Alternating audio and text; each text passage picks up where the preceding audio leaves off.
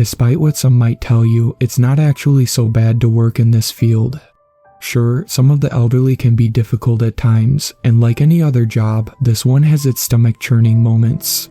But most of them are sweethearts. All it takes is some compassion and patience to break through to them.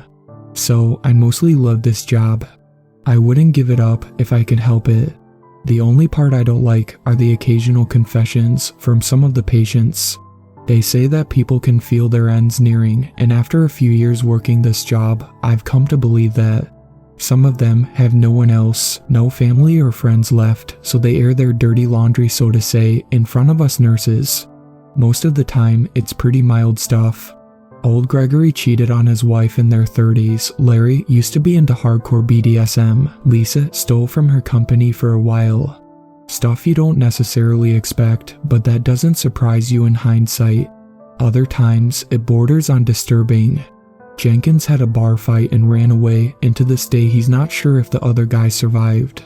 Sarah had an abortion on her own without telling her boyfriend at the time that she was even pregnant.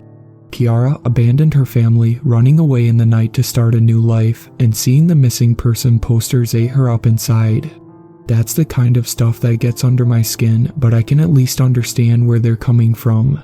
I can sympathize even if I don't condone their actions. But then there are the monsters, the ones that have committed truly atrocious deeds, and their confessions keep me up at night. Julia, the sweetest old lady you'd ever meet, gaslit her husband into suicide to cash out his life insurance. Freddie helped burn an entire village back in the Vietnam War, basking in the flames and the screams of the dying. Sally abused her child growing up, to the point it caused a myriad of developmental problems. Mind you, I haven't been there myself for all of those confessions. Us nurses tend to share, morbid as it might sound. Go ahead and judge if you want, but we didn't ask for those burdens to be placed on our shoulders, and we will seek relief wherever we can find it. Most of the time, it's just innocent gossip, the "you won't believe what Gus used to do when he was young" type. Other times there are tears and silent cries in the break room, stone-cold expressions and a pressing atmosphere, not a hint of levity to go around. But such is life in this field. Most of us have learned to live with it, and those who couldn't, walked away. I myself am in the first camp, and I don't think last night will change my mind.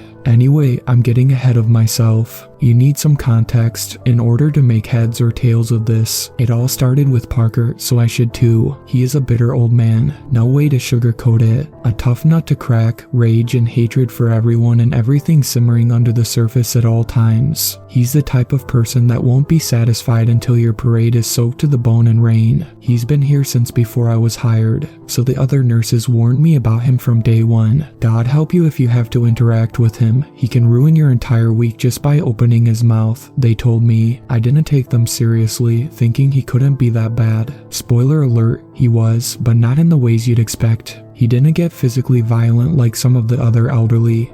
He didn't fling shit and piss-soaked diapers at us, he flung words, but he knew how to make them cut, and cut deep. Our first interaction happened when I had to check up on him and make sure he took his medicine. It was a nice evening, and I found old man Parker in his room, lounging in his recliner. He faced towards the windows, back to the door, and he didn't bother to turn around and look at me when I entered. "Good evening, Mr. Parker," I greeted. "Hey, fresh meat." He spat a response laced with spite. I gritted my teeth and tried to sound polite when I answered. "My name is Jessica, but..." "Fresh meat," he interrupted me. "You won't last a month, so I won't bother learning your name. Now why are you here, fresh meat?" I told him why, and he pointed at the empty pill bottle on the nightstand next to him. Then he returned to staring out the window at the sunset, without another word, so I took my leave. That was how the first 3 weeks went by. I went over to his room for this or that. He made some snide remarks to insult me, and I held my tongue. It was clear he didn't want anyone around, especially me, but I was never a quitter, and I wasn't about to bend the knee to some old fart with a vendetta against happiness itself. "You still here?" he asked on the 4th week, when I passed by his room to change his bedding. "My God, woman, you're about as smart as you are pretty." He was in his recliner again. Most of his evenings and nights were spent there. By day, he'd be outside or in the common area, tormenting everyone he happened upon. but as soon as dusk approached, he'd retreat to his room and peer out the window until he fell asleep in the recliner. I ignored his remark, approaching the bed with a fresh set of sheets and pillowcases. "What?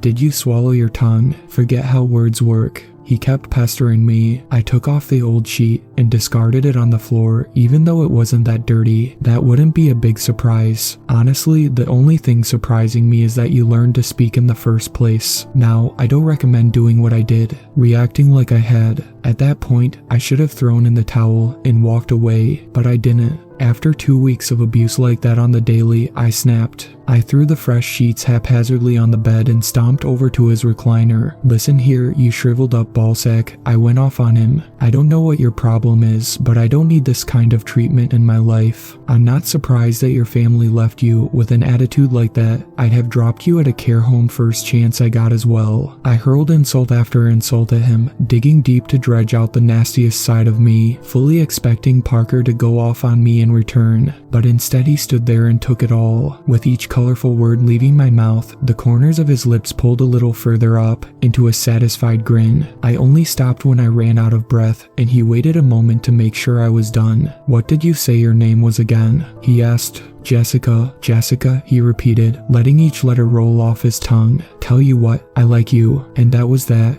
He returned to staring out the window, and I was able to carry out my work in peace. I regretted the outburst for a while, feared that it would somehow come back to bite me in the ass and get me fired. But Parker didn't tell anyone. It was our little secret. Every day after that, he'd grin when he saw me. He still gave me lip, but it was different, more jovial. Not trying to insult me and drive me away, just to tease me. But I could work with him without breaking down into tears afterwards, so I took my win. After a while, I started teasing him back. He'd call me his insult of the day, I called him mine, we'd laugh it off, and move on. What I'm trying to say is that we developed this weird bond, and I actually started having fun. I started looking forward to it. We didn't talk about anything else. I didn't know the first thing about him, and he didn't know the first thing about me, but in my eyes, that only added to the charm. Life moved on, and before I noticed, I'd been working there for years. Rumors about Parker abounded. Everyone had their theories and beliefs, but I couldn't confirm or deny any of them. The man was still as much of a mystery to me as he'd been on the first day. Then one day about a month ago, things started to change. He'd make less comments. He spent more and more time in his room, isolating from everyone. Parker had always been very self-sufficient for someone his age, but he started needing help with things and I could see it killed him on the inside. I didn't mind, that was what I was getting paid for, but the man had his pride.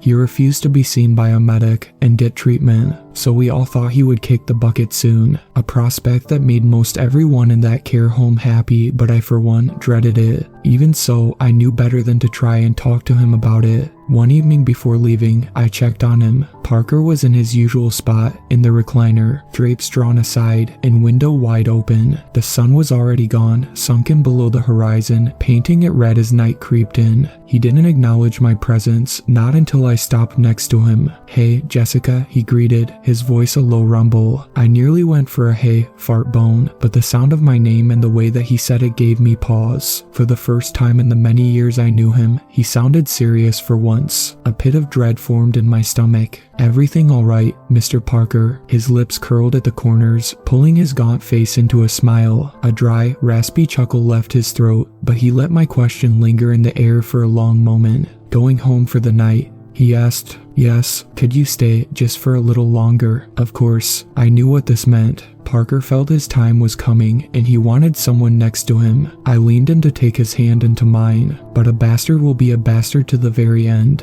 He slapped my hand away, so we stood there in awkward silence, watching the night settle outside. "You're the closest thing I have to a friend, Jessica," he said out of the blue. "The closest thing I have to a family." He let out another chuckle, but it sounded sad. "Dad, I'm so pathetic." I put a hand on his shoulder, and this time he didn't slap it away. I had no idea what exactly to say. Parker wasn't one for sappy speeches, so in the end, I went with the truth. Blunt as it was, I figured he'd appreciate my honest opinion. "It's your fault for being a grumpy old fart. You could have had many friends here, so why? Do you have any plans tonight?" He asked, and I nodded a no. Then, can I answer your question with a story? Sure. He shifted in the recliner, biding his time as he searched for the right words. I'd seen it all before in others. They think themselves ready to open up until the time comes to actually do it. With a sigh, he resigned himself to the situation and started speaking. Parker was born in a small town in the 1940s, right off the back of the Second World War. He had an older brother and a father, neither of which he remembers. The first died of some disease as a child, and the second got drafted and died overseas while Parker was still a baby. That left his mother alone to raise him, but they weren't the only ones struggling to make ends meet. In that town, most everyone else did too. Life back then was harsh, especially for isolated communities like theirs. But I had a decent enough childhood, Parker assured me. My mother did her best, working herself to the bone and going hungry most nights to make sure I wouldn't. He took a short pause, prying his gaze away from the window to make eye contact with me. I could tell he was uncomfortable. Dwelling on the past brought him a great deal of anguish, but he looked away from me after a long moment, back at the dark world outside, and continued speaking. Despite his mother's best efforts, his childhood was short-lived. Parker had to grow up fast, to become dependable, to help around the house and find work. It wasn't that uncommon back then. Kids as young as 8 or 9 working shoulder to shoulder with the adults. We didn't have much of a choice. Things such as education or waiting until they were adults, those were little more than pipe dreams. But luckily, Parker was big for someone his age. At only 10, he was taller and stronger than his 15-year-old friends. He could handle his manual labor, and having an extra set of hands to go around, a second breadwinner, did wonders for their household. I still remember getting my first ever pay. He said with a sad smile, a small sum, but I was proud. Mother wanted me to spend it on myself, to get something nice, but I didn't. I bought a sack of flour for her to make bread out of, and I used the fabric to make myself a new pair of shorts. I'm so sorry, I stuttered. Yeah, me too. But time went on. Parker kept working throughout the years, living life, one day at a time. Trouble was never far off, but he faced it head on. The adults always tried to shortchange him for his work, and other kids tried to bully him out of his meager earnings, regularly. The first time that happened, I came home empty-handed with a broken nose and a busted lip, he said bitterly. 5 of them ganged up on me. It was a dog-eat-dog world back then. When he was about 13, and his mother brought home a new man.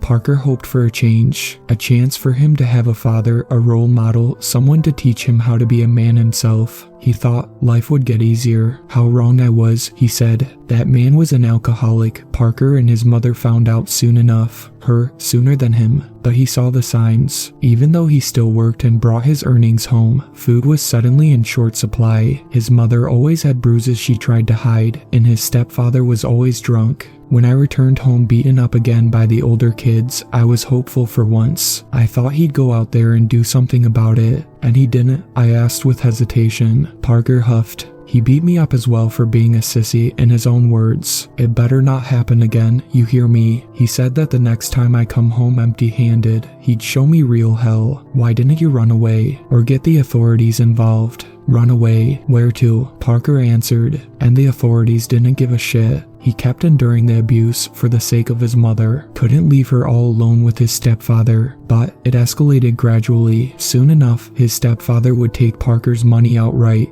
Then he'd beat his mother out in the open. It wasn't long until he raised his hand at me on the regular, Parker said. But it kept my mother safe, so I endured it. On the nights I'd get beaten up, she was safe. And those nights only got more common as time went on. At first, Parker would get beaten up for stepping in, taking the place of his mother. Then he'd get beaten up for not bringing enough money home. Then for no reason at all. At some point, I couldn't take it anymore. I snapped, Parker admitted. The other kids stole my money again, and I was afraid to go home that night. Afraid of what he would do to me, so I ran off into the woods looking for a place to sleep, and instead I found this old well. Old well? I asked, not sure what it had to do with anything up to that point. Old well, Parker confirmed. You know, a hole in the ground for people to get drinking water. I know what a well is. At any rate, he found this old well, a dilapidated thing, long out of use and in serious disrepair. Parker nearly fell down into it when he leaned over the edge to peer down. He threw a pebble into it, but it never hit the water. Then he tried spitting into it and yelling down into the shaft.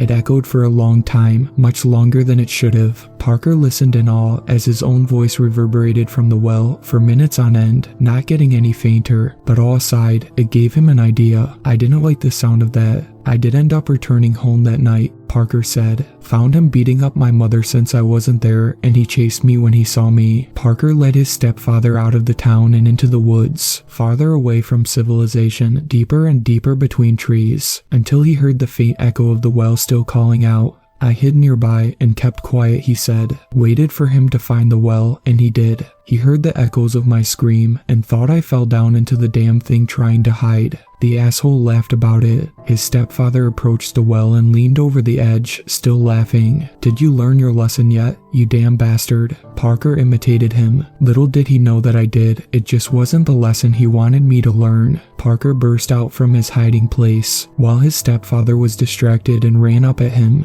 All it took was a single push, he said grimly. A single push, and he tumbled over the edge. Fell into that abyss head first, screaming all the way to the bottom. From that day onward, the echo of his voice joined mine in the well. The authorities pretended to search for him for a few days, but no one truly gave a shit. He was just an alcoholic bastard, so everyone thought he'd gotten his comeuppance, that he died in a ditch somewhere or he ran away in search of greener pastures and other people to terrorize. No one suspected us, Parker said. Not my mother, who was too weak to fight back, and they considered me just a kid. No way in their eyes for either one of us to kill an adult man. With him out of the picture though, Parker's life improved somewhat. He still earned a pittance, and the other kids still picked on him, but at least he could rest easy in his own home. I went to that well every day at first, then every other day, then once a week at most. But the screams never stopped day and night. They got fainter, barely a whisper in the wind, but I could still hear them. Didn't it scare you? It terrified me, Parker admitted, but I also saw the possibilities. That answer terrified me. I contemplated for a moment to call it a night, to put an end to Parker's confession and leave. But I was also curious, for better or worse. Next up were the kids that picked on me, Parker continued.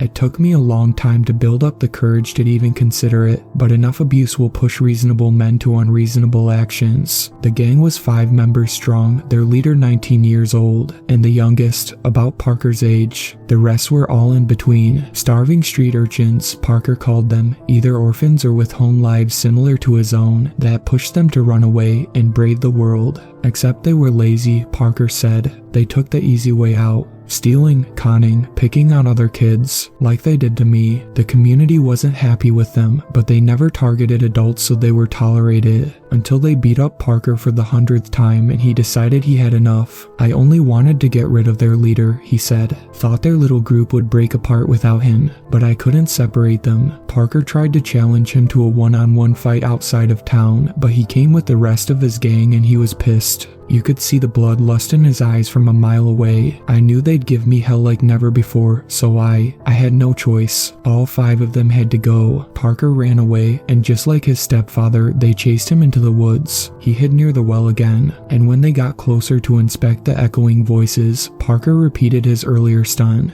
I pushed the oldest boy first, he said in a stone-cold voice. Then, before the others had a chance to wise up, I pushed the second oldest as well. The others were smaller, I could take them. They tried to run away, to escape with their lives, but I couldn't let them. Parker chased them down, and he caught up to the youngest first. He tripped the boy from behind and stomped on his knee to break it, then kept going. The second one he grabbed by the shoulders and swung into a tree head first, breaking his neck. I tackled the last one and got him into a chokehold. He kicked his legs, clawed at my arm, tried to bite me a few times. When he couldn't break free, he started pleading, begging for his life. Told me he wouldn't speak a single word about what happened there. He begged like that all the way to the well until his legs were over the edge. The boy with the broken neck followed, and the one with the broken leg dragged himself quite the distance by the time Parker got to him. But he went through with it, and that night, the well gained 5 more voices. Parker stopped his retelling for a moment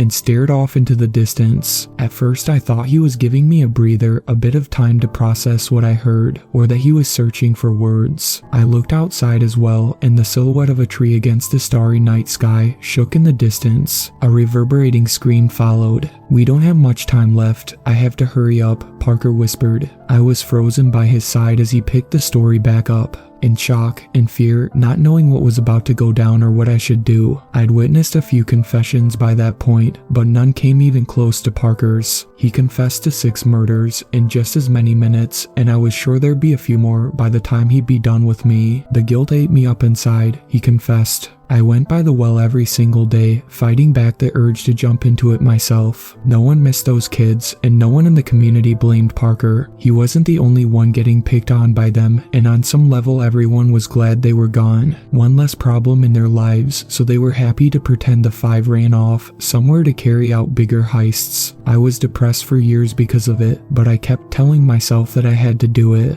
That my life was better now. Lies I only half believed, but they got me out of bed in the morning. Another tree shook outside, closer to us, but there wasn't a scream this time. Parker flinched visibly. Anyways, the years flew by. People kept leaving the small town, flocking to big cities in search of work. I was one of them. I found this wonderful girl and I left with her. They took Parker's mother as well, and the 3 of them found work at some factory or another, and for a few years, he thought he'd left the small town and his horrible deeds behind. Until I started hearing screams in the night, voices I recognized. I thought I was imagining it at first. I tried to convince myself it was nothing more than me just going insane with guilt. Another tree shook outside, followed by a howl, and let me guess, it was all too real. Parker nodded his head. My mother went missing one evening, and we never found her. The big city police took it a bit more seriously, but they couldn't dig up a single lead. No witnesses, no suspects, nothing. But Parker knew exactly where to find her, or what was left of her. After a long trip back to his hometown and a trek through the woods, his worst fears were confirmed.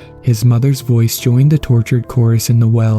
I broke down right then and there, cried in that forest by myself all night long. It was supposed to be me, not her. He returned home though, if only for the sake of his girlfriend and soon-to-be wife. She was pregnant, they'd soon have their first child, and Parker wanted a better life for them than he'd had growing up. He'd be there for his kids, there for his wife, there to make sure they'd be alright. They got married with little fanfare, few friends and even fewer family members for a proper wedding, and their child was born a couple of months later, the most beautiful baby girl in the world. Parker explained with a glint in his eyes. Holding her, hearing her crying, it was all I ever wanted, enough to justify everything I'd done and been through in a heartbeat. Another tree shook outside, and something took view in the underbrush at the edge of the property. I let out a yelp, and Parker reached for me. He grabbed my forearm and held me steady as I tried to back away. "We still have a few minutes," he said calmly, "and don't worry, it's not here for you. You're safe." He proceeded with the rest of his story, and I had to try my hardest to divide my attention between him and whatever was out there. I treasured every moment with my wife and daughter, but you know how these things go. She grew up in a heartbeat.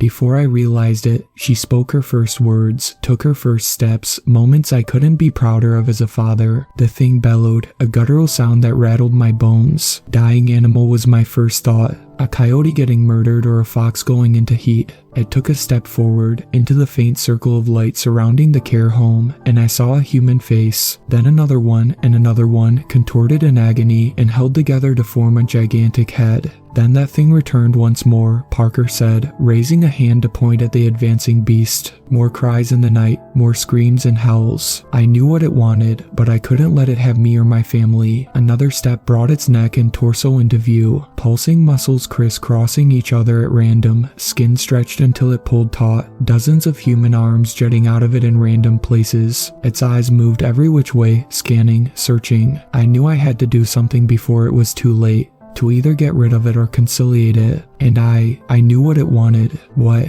I asked, stuttering and shaking with fear. People, bodies, victims, Parker answered. More of them. I opened up its appetite and now it was hungry. If I didn't give it what it wanted, it would get it itself. Take my world from me. I didn't want to do it. I tried to talk myself out of it, up until the very last moment. but I was pressed for time and worried sick for my family, so I went back to the town. For a moment, I wished my eyes could do the same thing the creatures did. I wanted to turn and look at Parker to see his face, but I didn't dare take my eyes off of it. Every last muscle in my body was clenched, holding me in place. I was barely able to breathe. It took another step forward, and all of those dead, beady eyes focused. Every last one of them pinned on the window, on the room, on me and Parker.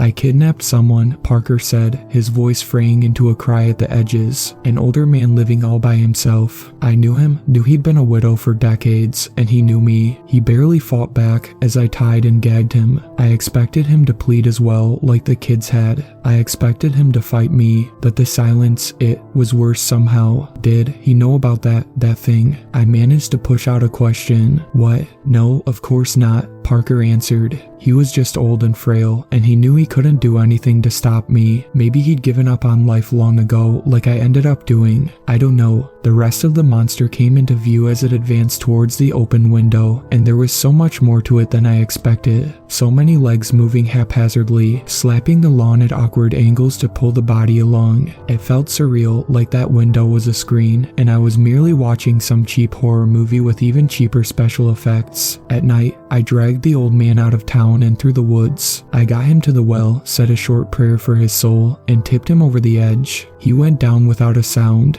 The monster stopped a few feet away from the window and craned its head forward. By that point, I was pretty much useless, more of an ornament than an active participant. Parker let go of me and moved to get up, failing twice. His old bones were all out of strength, but he still had his determination. The third attempt saw him to his feet, even if a bit wobbly. I returned to my wife and daughter after that, he said, taking a step towards the window, and all was fine for a while. Seeing her smile growing up, having her by my side, it kept the guilt at bay. She was my world, and I was ready to do anything to keep my world from crumbling. The monster cooed. One of its many faces moved across its skin, pushing against the rest until it got to the forefront. A wide smile took over its lips, replacing the agonized expression. The next time the screams returned, I knew what I had to do, knew what the rest of my life would be like, what sins I had to commit. Every few years, I'd return to that cursed town, kidnap someone in the dead of night, and throw them into the well. The smile on the face at the forefront only grew wider, but the rest didn't match. They started whispering aggressively, their voices merging as they got louder. I kept at it until my daughter grew up,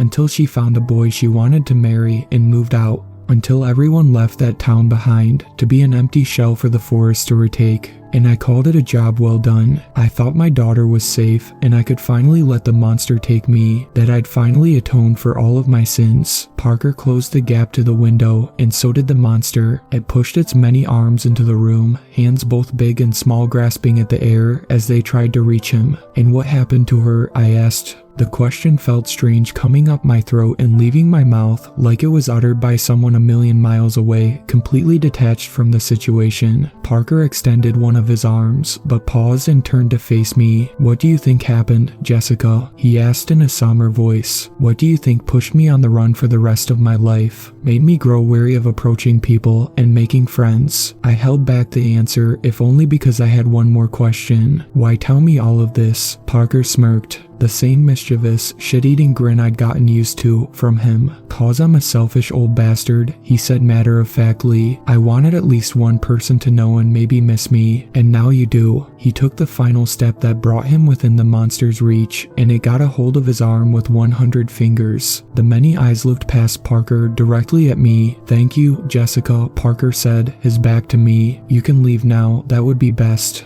I didn't argue with him on that. I slowly walked backwards towards the door. My head was heavy, mind spinning, and my legs felt like unsteady stilts 100 feet long. But I did it. I reached the door, backed out into the corridor, and closed it gently. Parker watched me the whole time, a peaceful smile on his lips until the latch clicked. The rest of the night was a blur. I wandered to the break room with tears streaming down my face, but I didn't even realize I was crying until I tried to light a cigarette and a tear fell on it. My hands shook like an earthquake, as did the rest of me. I smoked about half the pack, waiting and praying for that thing to leave so I could too. A couple of hours later, I finally built up the courage to bolt it out of the care home into my car. I drove home in a haze, eyes darting at every little movement, and I didn't manage to sleep a wink until the break of dawn. But I returned to the care home for my next shift, looking like a ghost. Police was there, interrogating everyone about Parker's disappearance, and I lied to them. Couldn't possibly tell them the truth, not when I don't even know where that well is. So yeah, I lied until they left me alone. I lied until they packed in their car and drove off. Everyone else is awfully happy that Parker is finally gone, and I stand out among them like a sore thumb. Sitting in his recliner, writing this as sunset approaches, I realized he was right on both accounts. He was a selfish old bastard, and he left behind someone who misses him.